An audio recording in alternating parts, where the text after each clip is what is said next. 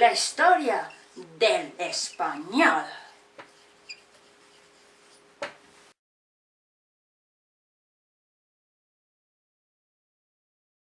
Hola, a continuación te vamos a dar una breve explicación de lo que es la historia del español.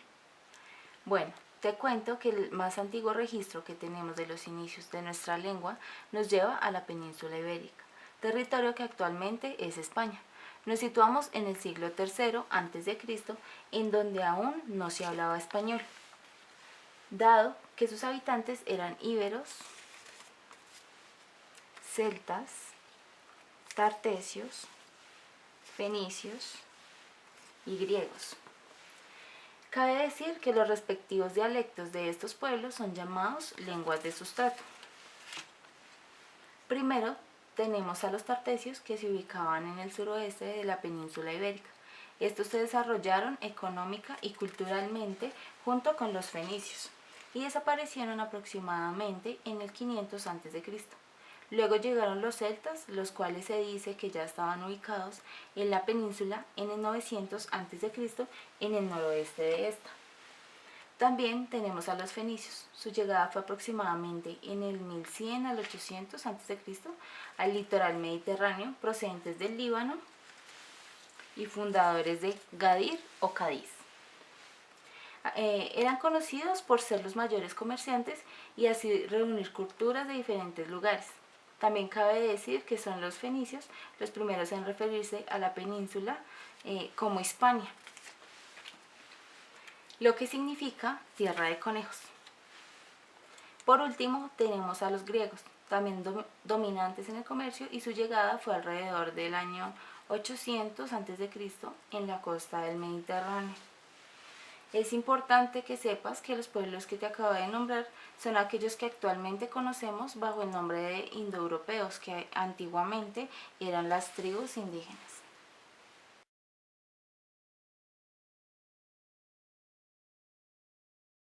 Ahora, más o menos en el año 226 a.C., los romanos llegaron a la península, la cual en ese momento tenía como nombre Hispania. Por este mismo tiempo, Roma y Cartago decidieron poner pausa a sus enfrentamientos y firmaron un tratado en donde dividirían el control de Hispania. Roma controlaría el norte del río Ebro y Cartago al sur de este. Como era de esperarse, aquel tratado fue poco firme, pues en el año 219 se reanudaron las hostilidades entre estas dos potencias. En el año 218, las primeras legiones romanas se instalaron en la península y en la conquista de esta tardarían aproximadamente 200 años, dado que fue hasta el 19 a.C. que las tropas romanas aplacaron a los últimos pueblos rebeldes.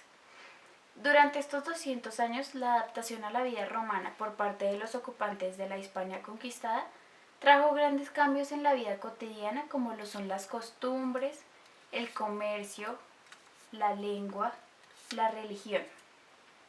Entre otros aspectos, dicho proceso de adaptación es lo que conocemos como romanización.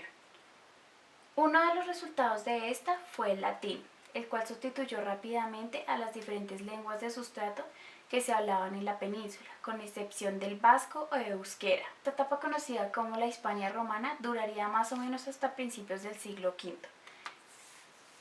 en donde el debilitamiento del Imperio Romano dio lugar a invasiones por parte de los pueblos visigodos, de los cuales los más influyentes fueron los suevos y los vándalos, pueblos germánicos de los cuales heredamos palabras como botín, dardo o ganso.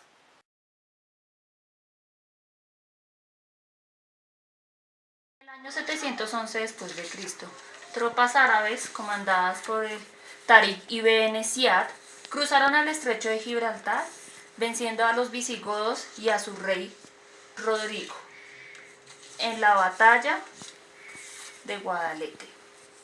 La conquista del reino cristiano se desarrolló con prontitud y en poco tiempo toda la península se encontraba bajo el control de los musulmanes.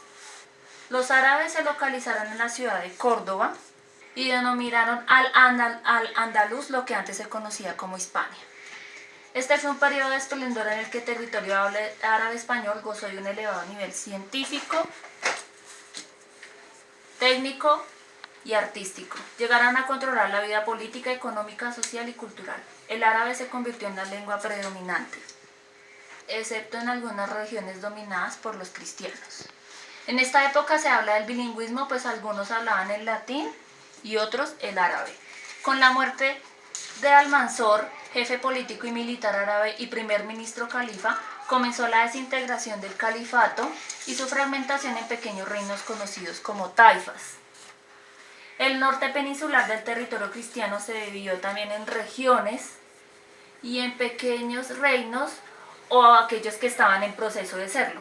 Las relaciones entre los reinos cristianos y musulmanes pasaron distintos periodos. Durante los primeros siglos, Al-Andalus fue muy superior en los pequeños reductos cristianos hasta el siglo XI, cuando los reinos cristianos comenzaron a ganar terreno en la Reconquista. A medida que los grupos cristianos comenzaron a recuperar Hispania, el latín vulgar volvió a ser la lengua predominante en todas las regiones. Se estima que aproximadamente entre 3.000 y 4.000 palabras provienen del árabe, incluyendo el artículo al, entre otros elementos muy importantes aún usados en la actualidad. Los dialectos castellano y español comenzaron a tomar forma en el siglo XIII con Alfonso X el Sabio. Toledo se convirtió en el epicentro cultural para el rey y sus intelectuales, y en él se crearon obras en castellano. Luego se comenzaron a realizar una serie de traducciones al castellano de diversas obras pertenecientes a la rama de las ciencias, las leyes y la literatura, por lo que el rey pronto declaró el castellano como lengua oficial para los documentos y decretos del gobierno. A medida que los reinos católicos se apoderaron de la mayor parte de las regiones de España, el predominio del castellano se fue incrementando. Así, Isabel y Fernando de Aragón declararon el castellano como dialecto oficial.